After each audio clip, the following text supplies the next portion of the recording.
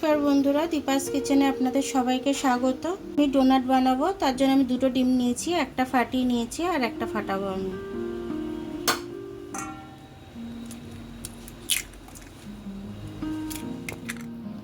আমি 1 cup soybean তেল নিয়েছি রান্নার। একটুখানি তেল রেখে দিলাম, পরে লাগলে দেবো। দুধটা উষ্ণ উষ্ণ গরম নিয়েছি আমি। এর মধ্যে আমি ইস্টটা দিয়ে দেবো। ইস্ট দিয়ে দিলাম আর একটু দিয়ে দেবো।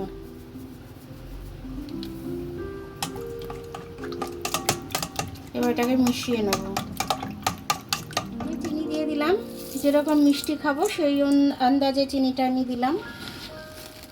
আপনারা যেরকম খাবেন সেরকম অনুযায়ী মিষ্টিটা করে নেবেন। নুন দিয়ে দিলাম স্বাদ অনুযায়ী। কাপ ময়দা আমি এর মধ্যে দিয়ে দিলাম। এবার আমি আরও হাফ কাপ মতো এখানে দিয়ে দেবো, তারপর যদি লাগে আবার দেবো আমি। এটা এবার আমি ভালো করে মেখে নেব। আর একটু ময়দা লাগবে আমার, ময়দা আর একটু দিয়ে দেবো।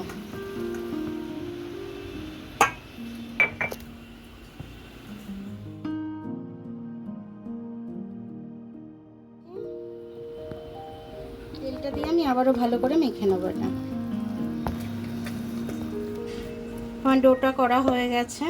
একটু তেল দিয়ে দিচ্ছি।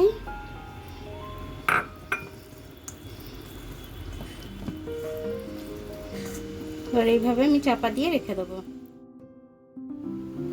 ডোনাটের আটাটা আমি এবার খুলছি, দেখে নিচ্ছি ময়দাটা কতখানি কি ফুলেছে। ফুলে গেছে। এবার আমি এটাকে মেখে নেব।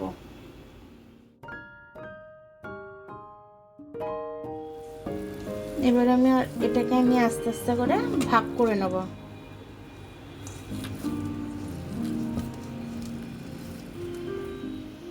সমানভাবে একটা একটা করে আমি ভাগ করে রেখে দিচ্ছি। আমি ডোনাটটা রাখবো এটার মধ্যে। একটু তেল গ্রিস করে নিলাম হাতে করেই, হাতে করে গোল গোল করে নিচ্ছি। এবার আমি আঙুল ঢুকিয়েই একটু গোল করে নিচ্ছি।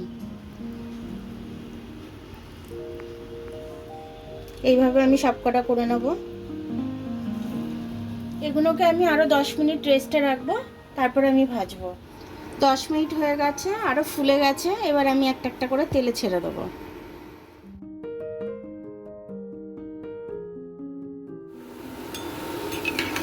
এটা আগে ছেড়েছি, ওই জন্য এটা আগে লাল লাল হয়ে গেছে। এই প্রত্যেকটা এইভাবে ভেজে নেব। এটা সবার আগে দিয়েছি, এটাকে তুলে নিচ্ছি আমি।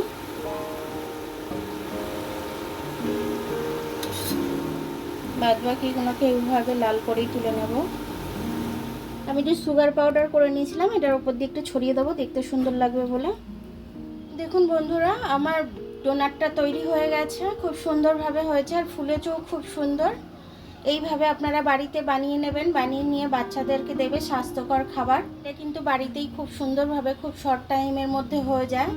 তো এটা বাড়িতেই বানিয়ে বাচ্চাদের খাওয়াবেন।